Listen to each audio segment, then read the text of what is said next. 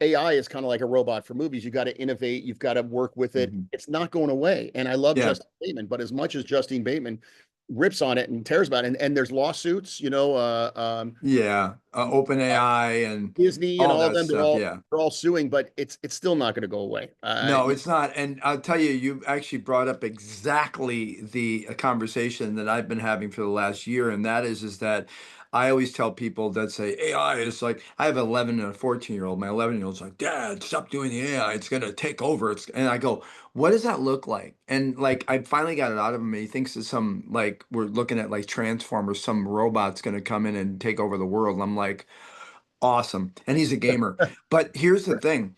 The thing I tell people is I go, look, I know how you feel about this, but let's go backwards and think about the car industry. Remember back in the day, you probably don't. I was there, you were there, when they went on strike because they were like, we don't want robots taking over our jobs. How'd that work out? Well, how it worked out was the people that knew the industry and were able to adapt and shift and bob and weave became the people that educated the robot things, and then they got good jobs. The or others, learn they're how to build probably robots. Uber drivers.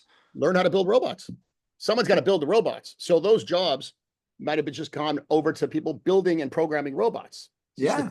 It's a different, Yeah, well, it also helps. I mean, there's a bit of a, there's definitely and we can have this conversation all day long. There's a bit of a lapse on people being productive in the world.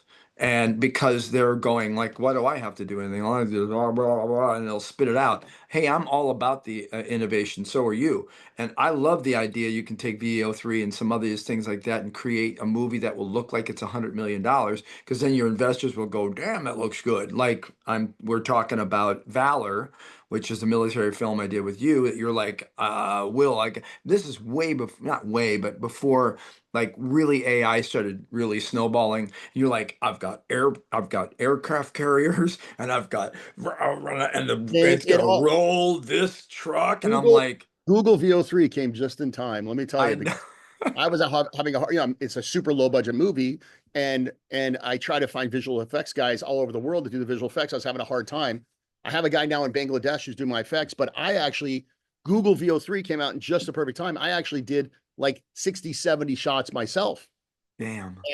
And so yeah, I've got aircraft carriers and I've got missiles and I've got a truck flipping over that Will somehow Yeah. out of and lands on the ground. Don't ask me how he landed safely and he's alive, but he is. And that's called suspension disbelief.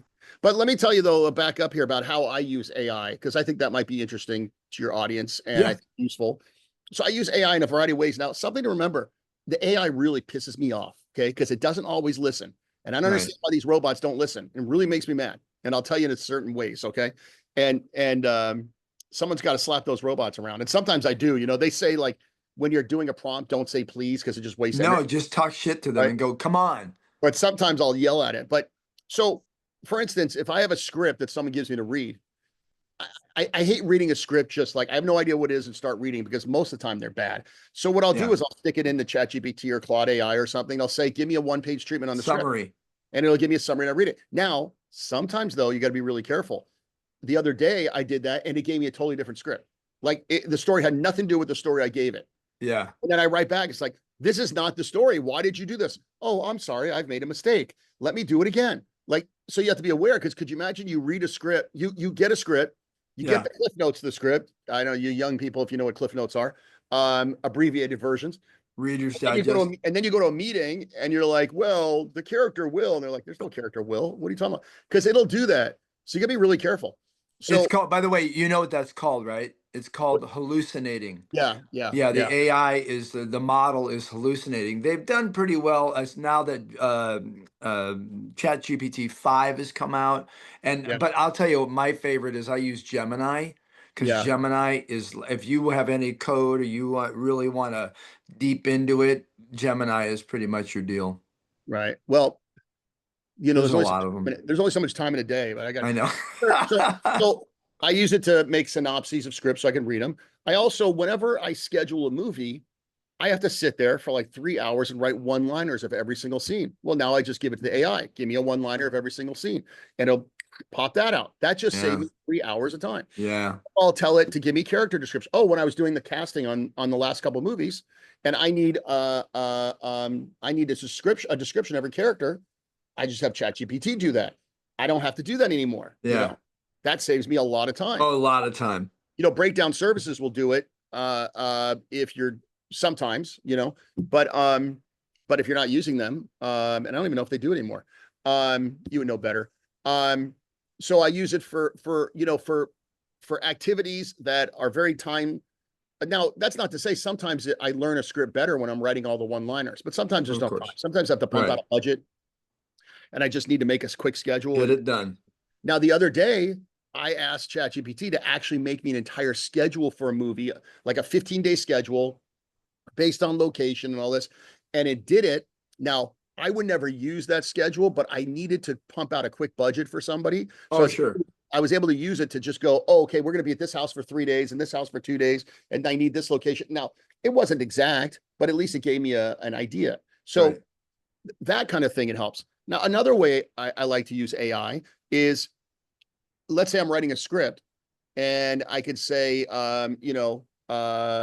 exterior Suez Canal, an American aircraft carrier floats, as the sun sets or something, and a plane lands. Well, I'll take that, I'll put that in the Chat GPT, and I'll say, Image.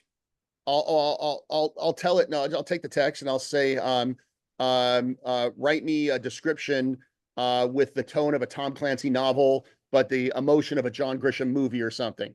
And it'll turn that Yeah. paragraph into a beautifully written Yeah. paragraph. And now that it's not cheating, because that doesn't end up on film anyways. It's just a blueprint for how to make the movie. Right. It's not like Right. you're selling a book with that description in there, Right. So it's a great way to make your scripts look and read better, Yeah. and save you time, because I can sit there and write that stuff too. Of course. It takes me 10 times longer than the AI. Yeah. The AI, Yeah. 2 seconds.